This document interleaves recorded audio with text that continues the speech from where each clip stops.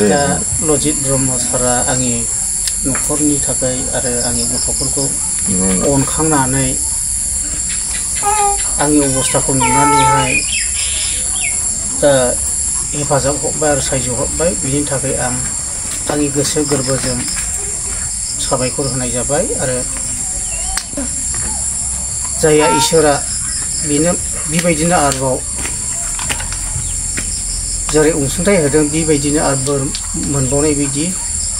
बिनि सायावहाय इसोरा आशीर्बाद होथोंसै आरो आं मा बुंबावनो आं बेखौ बुंनानै दोनथ'यो थाखाय हरदों दा आंनि गामि हिसाबै आं गावबुरा हिसाबै आं जोंनि जसेफ फंबायखौ आं बुंनो सानो आरो बे फिलफिलिखौहाय बिनि फिसा फिसौखौ खांलांनो थाखाय जोंनि लजित ब्रह्म सारा बे फिलफिलिखौ हरदों हरनानै बेखौहाय बे अरायो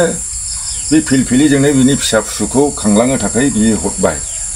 बिनि थाखाय आं लजित ब्रह्मनि थाखाय आं साबायखर होबाय आरोखि।